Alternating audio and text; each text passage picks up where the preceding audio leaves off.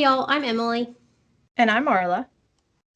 and we want you to mansplain baseball elsewhere.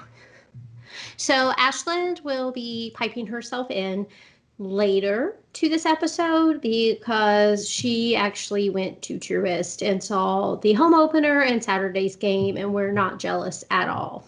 Nope. Um, But if they lose not tonight, at we know why. She's not yeah, going. not at all jealous. Um, Yeah, if they lose Sunday, which I hope they don't, but if they do, someone out there needs to donate to our Patreon enough so she can quit her full-time job and just go to all the Braves games so we win. That doesn't seem like much to ask. Mansplain BB podcast. Exactly. Perfect. So we are recording this on Sunday, April 11th, but I am toasting with lime bubbly and deep Eddy vodka.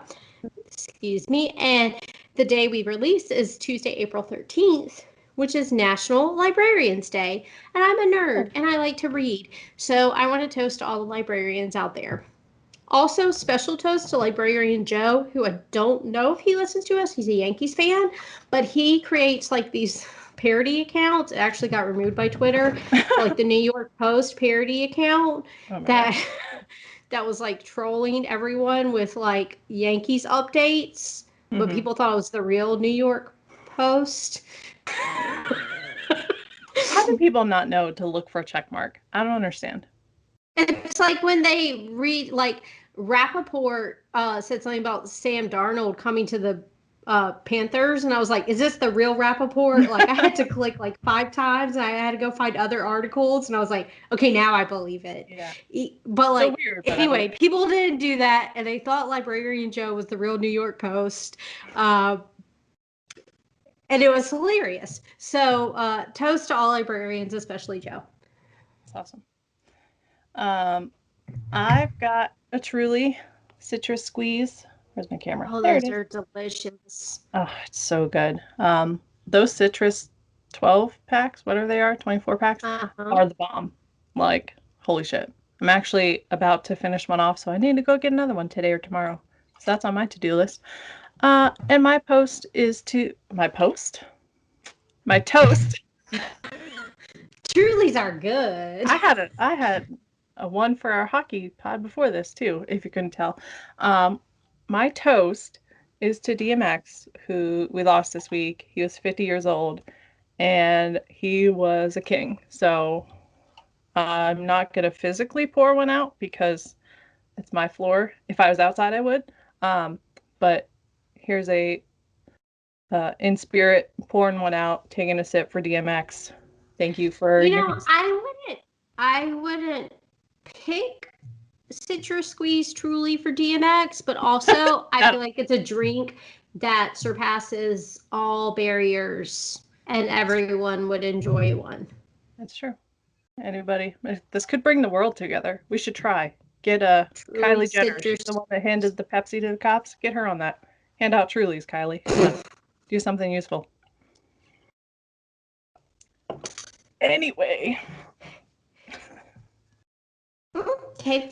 So, today, speaking of useful, I'm going to talk about our Kickass Lady. Back to the Yankees. I don't know why they've come up twice already. This is not a Yankee pod at all. So, our Kickass Lady, though, does cover the Yankees, Marly Rivera. Yes. She's a sports writer and reporter who has worked for ESPN and ESPN Deportes since 2011, and she recently signed a multi-year extension. She's also a contributor to ESPN Radio and ESPN Deportes Radio. I don't know why online kept like separating all these, like they were different divisions. I wonder if they're I wonder They're all owned by Disney. Disney. I don't know. Not a business pod. Don't know. Yeah, not a business pod at all. So she was born and raised in San Juan, Puerto Rico, and she moved to the mainland U.S. as a teenager. So she is bilingual. And if you notice some of her tweets, so I've seen some reporters will do like 2 different tweets. Yeah. She'll do a lot of tweets that like just the first half is English and the second half is Spanish. Like she doesn't even do different tweets. Like it's all there in one. Well, which is I could see in your writing maybe doing like 2 columns or something, but especially on Twitter, just hit translate. It's that easy. right. So, But it's like the same tweet, but it's like in the same little thing. But yeah. I mean, sometimes too. But anyway, she's done a lot of charitable work on Puerto Rico. In Puerto Rico, I don't know how you say that for an island, but especially after Hurricane Maria hit. So she was an editorial producer and writer at Major League Baseball Advanced Media and a reporter and editor at Univision Communications. Before she started at ESPN Deportes Digital, which I guess is more like the online content. Yeah. And then she got named the New York Yankees beat writer. But she's actually the second Latina to cover the New York Yankees. Claire Smith was the first, who is like her mentor and idol. And we think of her as a Yankees reporter because obviously we favor baseball around here, but she's covered all pro New York sports like over the past 2 decades.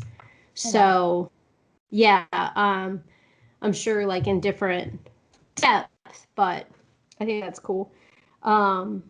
It's a second woman of color to have covered the Yankees as the beat. Sorry, not second Latina.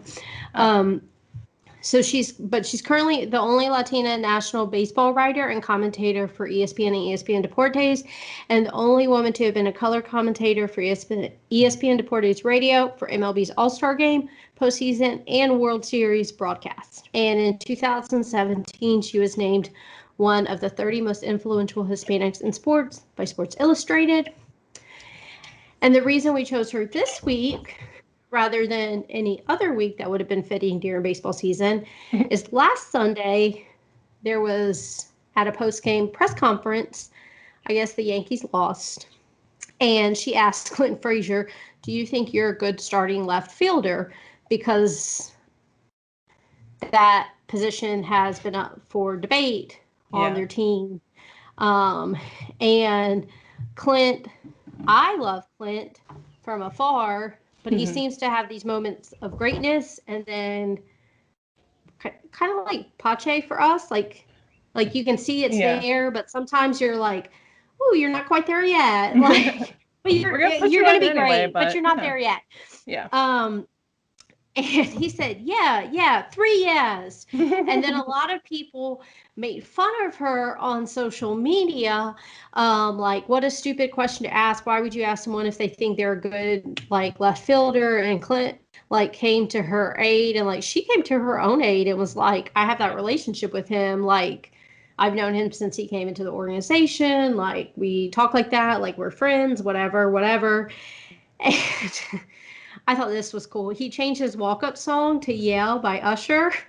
Yeah, I saw kind of that. as an FU to everyone who was like hating on her question and his answer. So I thought that was cool because we need reporters that can have that kind of access. And we've talked before about how it is hard for female reporters, especially to kind of like what have they missed out on the years not being in that good old boys club, and for Clinton, who knows who else, to let Marly in like that, and for her to have developed those relationships with the players that they also defend her against the trolls and not just kind of like leave her out to dry. Is really cool. But she's definitely worked hard, and we'll see her for years to come. And I know we give ESPN baseball a lot of hate, but she is one of the very biggest highlights of their coverage. Yeah, and for sure. I've really, I mean, she's the Yankees beat, person, but she just covers baseball well overall, and I just like that she kind of like, I mean, she's not like rude about it, but she definitely snaps back to people and doesn't take their crap. So, we like that. For sure. Yeah. So, what in the world? I have an intruder. Toddlers. Toddlers don't care about personal space. Not at all. Anyway, so updates around the league for this past week. I feel like a shit ton has happened this week. Like, I tried to write it down like as it was happening, but I'm sure there's stuff I missed. Hopefully you can fill in the gaps. But so this feels like it happened a lifetime ago, but the All-Star game was officially announced to be moved to Coors Field on, it was either the 5th or the 6th. So I, for one, am very excited for the Home Run Derby. I think it's going to be fucking lit. And Okay, I can I can't wait. say one thing? Can I say one thing and then we can go back to. Yeah. So last week we kind of talked about they can't move it to different states like with more restrictive laws. Mm-hmm. Like that's probably why they ruled out Wisconsin. Um, Colorado's laws we're not going to even get into, but Coors Field was literally named after the founder of the Heritage Foundation. So Well, also something, if I was running MLB PR, I might address that at some point, but also it's the guy who founded the Rockies. I think he founded them, probably bought them, paid for them. I don't know. Just kind of weird. But either way, the home run derby is going to kick ass because everyone's going to have like 872. I could probably hit a home run at Coors Field. yeah. Like, okay, I probably couldn't because that requires hand-eye coordination. Believe But in if you yourself. teed it up for me, I could There do you go. it. See, I'm much worse off of tee. I always hit the tee. I don't know what that is about. I'm trying to find, there was a thread somebody did comparing Colorado's voting laws to Georgia's, and there are still some restrictions, but it's more Yeah, lax.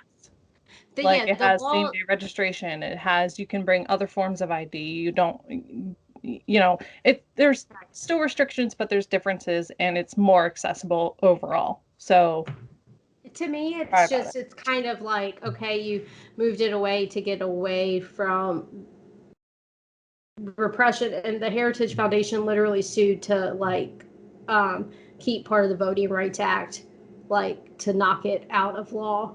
So it's just weird. Yeah, But and I don't know that also, any part would have been perfect. exactly. Uh, So so it's just weird. lesser evil. But I think the game, it's a beautiful park. Yeah, and And it's gonna Acuna's be going fun. to do amazing.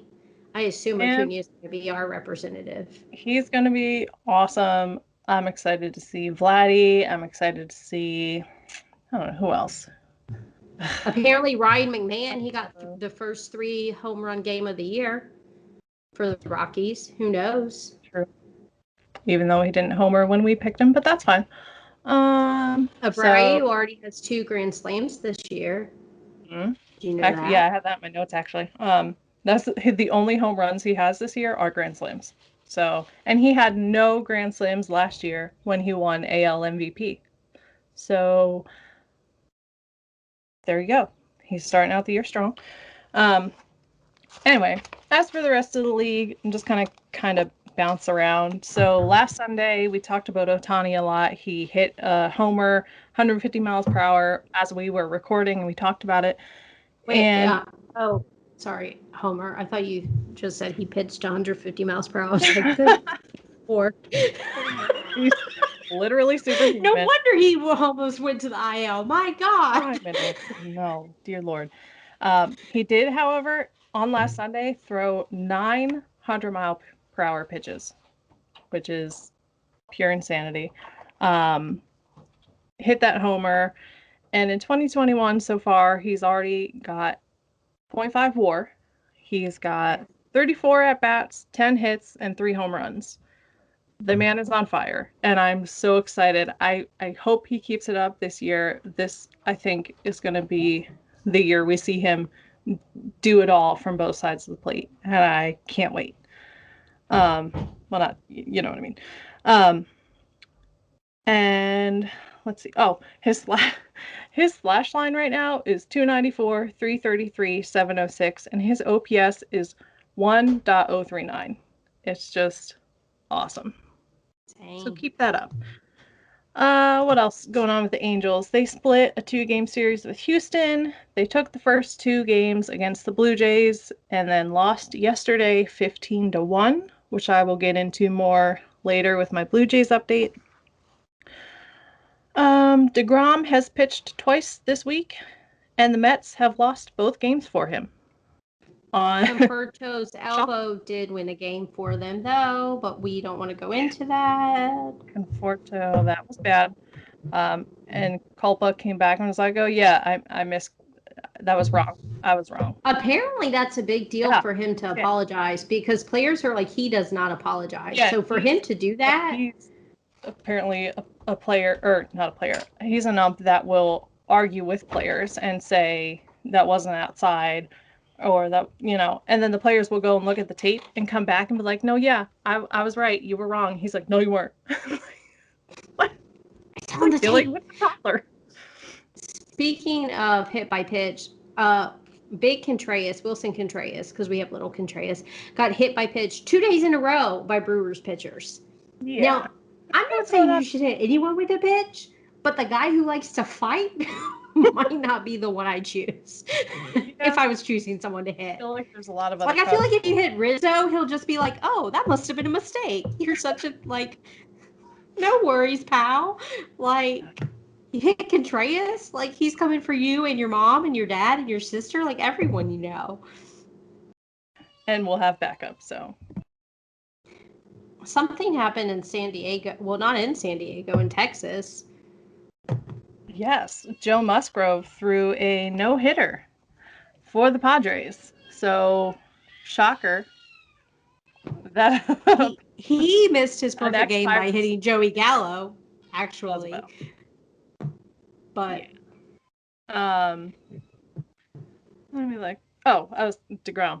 So sorry. Oh, you're fine. So he has pitched 14 innings so far. Mm-hmm. In the past week, anyway. So, and with 8 hits, 1 run, 2 balls. No, sorry, two walks. I'm very distracted. And 21 strikeouts. So he's killing it this year. And the Mets continue to not deserve him. I just want to say, and granted, it's very early in the season, but everyone was like, they're going to come into the season strong. They made all these changes. Mets are going to Met. It's what they do. I know. I think I have them second in the division, and I hope they prove me wrong and come in last because fuck them. The White Sox continue to be fun. Yermin Mercedes, probably not saying that correctly, has 2 home runs. His I know batting average is not anything, but his batting average is .556 so far this year, which is just hilarious. We said one of the home runs was 485 feet. Insanity, like superhuman. It's ridiculous. We talked about Abreu, like the White Sox are. And Slynn got 11 strikeouts the other day.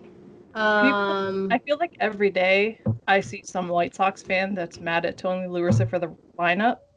So I'm staying out of that one. I don't know about that one, but we'll see how they healing. Yeah, they seem to be doing pretty well despite an apparently bad lineup, so whatever. MLB is inspecting Bauer's balls. I haven't seen any results of that, so there was another one. I couldn't find the name again, but I remember seeing it a few days ago that there was another pitcher they were inspecting the balls that he was throwing. So, I mean, it's not. Apparently, it's more than just Bauer, but he's of course the big name. So I think he did it on purpose. If there is anything on those, I think he did it on purpose. Oh yeah, I mean he's selling shirts that say pine tar should be legal, and he was saying how they wouldn't do anything about cheating. But okay, so we got like 1 minute to wrap up our updates from around the league. So tell us some injury. Do you have injury reports? Well, JD Martinez went to the COVID IL yesterday, but he actually came back today. He had some cold symptoms, and then he had to test negative twice to come back. So he did that. Nobody cares about JD Martinez. I'm just looking out. Who else? Oh, Chad Pinder was put on the IL for his knee. He's week to week, and he was killing Let's talk about people care about. Tatis left the game on Monday with his second shoulder sublation. He's on the 10-day IL. He's not going to get surgery yet, supposedly, but they already were throwing out dates for him to come back. But I will tell you, as someone who's had surgery on both shoulders, if it keeps happening, buddy, you need to get that surgically fixed before it just keeps getting worse. Bellinger would also tell you that because he had off-season surgery, but he's back on the 10-day IL with a left calf contusion, which came after he got spiked during a collision. I have down he has back surgery. That's not right. He had back soreness. But I don't think Betts is on the IL. He's just like, he hasn't played for a few days. Yeah. Judge shockingly is already hurt. Yeah. I loved all the Yankee fans that went from, if Judge can stay healthy, to this fucker. Like, will he ever? He's a great player. I would love to see a full season with him not having injuries, but I mean, I don't know. And then Marte went down, and the injury did not look good. I will say that. But what did also not look good is the idiot on Twitter who said he laid down on the floor. He laid on the ground. The floor outside is called the ground. I just want to educate whoever out there might not know what the ground is. But words can be hard. Yeah, so he's on the IL. Shout out to the Rangers for putting Odor's punch to Joey Bats on their farewell tweet picture, because that was beautiful. That was kind of beautiful, actually. Yeah, a lot happened this week. And then Ashlyn will tell us what happened in Braves world, other than Travis d'Arnaud continues to be the hit machine that he was last year. And apparently there was nothing for us to worry about starting 0-4. And someone pointed out that we only started 0-4 so we could win 4 in a row and honor Hank Aaron. So, you know what? That's a good theory. I like that theory. I like it. Especially in those unis. Beautiful. They are beautiful. They better make those permanent. I swear to God.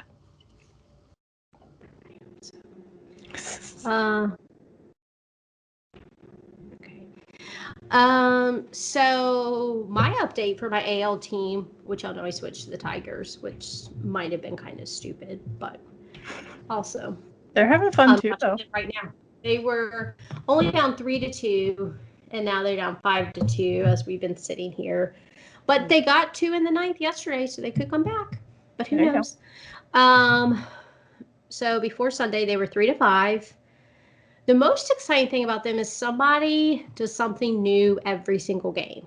Like Akil Baddoo, of course, hit on the very first pitch he saw in Major League.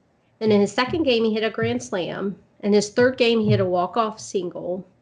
In his fourth game, he hit his first triple, which was an RBI. And he played really good defense. He got Simba out at second. Well, like, he threw it in from the outfield, but I got Simba out. So Wilson Ramos has gotten his first home runs as a Tiger, and then he's laid on 3 more. And then Alex Lang. I was listening with the sound off because the Braves had started by the time he came yesterday. He's from LSU. He pitched his debut yesterday. He was the best pitcher in the game, so of course they only left him in for 1 inning. But all he issued was 1 walk. Otherwise, no hits, no runs, just 1 walk. So the starter for Friday was supposed to be Braves legend Julio Teheran. He got scratched literally an hour before the game, and they sent him first to the 10-day IL, and now he's on the 60-day IL. Oh, geez. So that sucks. So it became a bullpen game. So they gave up on Friday before it even started. And Miggy got put on the 10-day IL after Saturday's game, for a left bicep strain. So, and they play around with their lineup too. It's never the same. They're moving people in different positions, and people who come in, the guy who came in, Roberto Nunez came in today, and it was his first game as a Tiger. He's played for other teams before. Yeah. But he hadn't been at the major league level for the Tigers yet. And I guess he had the option to go to other clubs. He was like, no, I want to stay in Detroit. So It's just an exciting team to watch because there's a lot of these young guys or these guys who are just like, not saying they're playing to have fun or whatever, but like they're having fun while they're playing. And there's no expectations, but they still think like we can get this team back on track. So like they haven't given up on themselves. Like Candelario hit a 2-run home run in the ninth yesterday, and people are like, "Well, you still lost horribly." Well, okay, but like he didn't give up just because they were so far like 8 behind. He was still like, "I'm still going to go out here and try." So, yeah, and speaking of all our runs on Saturday, one was a home run by Grossman and then a 2-run home run by Candelario. I did learn as of last week when we played Buxton, as of last Thursday, Byron Buxton of the Twins had only hit doubles and home runs for the year. The Twins are on fire. So I guess it's working for them. Josh Donaldson is not on fire, so good call, AA. He was like apparently trying to run bases and was like, ooh, not ready. So gonna go to a sim game or something. Mm-hmm. But yeah, the Twins are on fire. Yeah. Baseball's fun. Yeah. The Yankees, I think, are on the bottom of their division. So I'm not expecting it to stay that way, but it's I fun mean, while it Rays lasts. were sucking, so it's interesting watching the Rays and the Yankees play because the Rays weren't doing that great. Mm-hmm. In their first 2 series or whatever. So I don't know. One of my coworkers is a Rays fan. He's like, we can only do so much with a small payroll for so long. And I'm like, I mean, y'all have done all right with it. Okay. Yeah. It's definitely a lot smaller than it was last year, but figure it out. I don't know. Yeah. So I don't know. Speaking of, I don't know what Blue Jays payroll is. I can't even say that. Never mind. yeah, I have no idea. Not that small. So the first week of the season, they had started out, they took the series from the Yankees. It was looking really good. It was really exciting. And then this week, they lost 4 in a row. So that happens. But like we said, the Braves did that too. Whatever. And yesterday, they won 15-1. Steven Matz pitched along with Tommy Malone. Matz's line yesterday, 5 hits. Braves legend Tommy Malone? Was that, or do we have a Robbie Malone? No, I think it was Tommy. I think it was Tommy. I think so. If not, blame the Truly. I can't be held responsible. So Matt's yesterday, I mean, he's just been crazy. Let me try to do this. So he's got 12 innings, 12.1 innings pitched. Yeah, it's okay. So Tommy, we were correct. We know what we're doing. 12.1 innings pitched, 7 hits, 2 runs, 4 walks, and 13 strikeouts so far for Steven Matz, which is pretty good. Pretty good. And then Tommy came in, 3 innings pitched, 1 hit, no runs, no walks, and 6 strikeouts to close it out yesterday against the Angels. Ryu did really well against the Rangers on the 7th. 7 innings pitched, 7 hits, which doesn't sound that good, but only 2 runs, no walks, and 7 strikeouts. Oh, what else going on with us? Gurriel Jr. is still in the IL. He had some side effects from the vaccine, and I can confirm that happens myself personally now, because yesterday I was feeling really icky all day. But now I'm fine. Also, there were some fans of other teams that were like, why would you give players vaccine in the middle of a series? Bro, season's on. When are you supposed to give it to them? During the World Series. Wait till then. Duh. I mean, I get that we have off days here and there, but like, not really. Yeah, and like that shit expires. So fucking get the vaccine. Santiago Espinal was recalled from the training site. Oh, Josh Palacios is actually, I think he went to Auburn. So shout out to Ashlyn. Was called up on Friday, and then Saturday he got his first RBI. And Tyler Chatwood's return is still not scheduled. So that's where we're at. It's a little bumpy, but we'll get there. The pitching's, well, some of the pitchers are good anyway. So that's where we're at with the Blue Jays.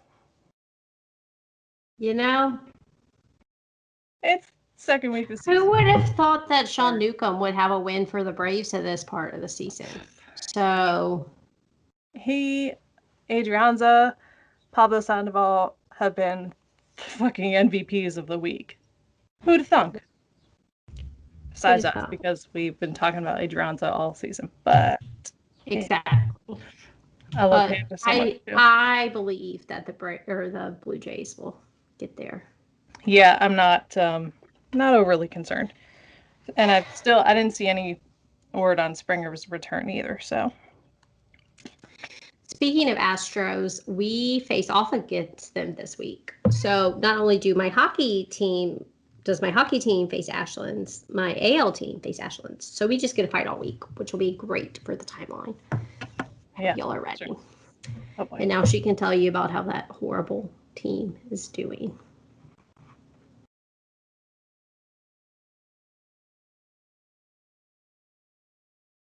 So where can people find us if they want to find us?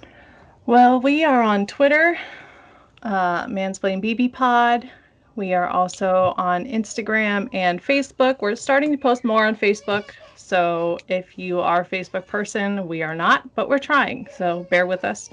Patreon.com/mansplainbb podcast. If you want some behind the scenes stuff, we started sharing like some of our text exchanges, like the group chat stuff, just kind of freaking out about various news and happenings in games.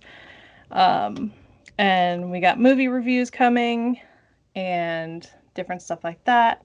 Our other podcasts are Mansplain Hockey Elsewhere is MAG Pod Trio on Twitter, Mansplain Hockey Pod on Instagram, Facebook is coming on that, and Lecturin Ladies is still in a hiatus, but she'll be coming back soon. Lecturin Ladies on Twitter, no G in Lecturin, same for Instagram and also on Facebook. So.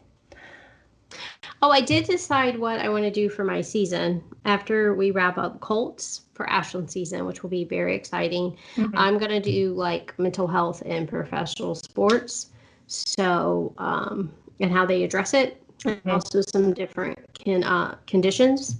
So, that are both like CTE is military, but mostly contact sport specific. Mm-hmm. And then other things like depression or anxiety or bipolar that obviously affect the general population as well. And how mostly the 4 major league sports, but also how others kind of handle that.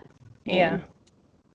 I'm excited for that because I can't wait to see what the different leagues are doing, and maybe we'll even get some progress on that before you get to start. So hopefully. Yeah.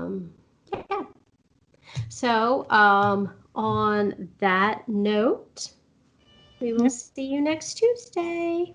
Bye, guys. Bye.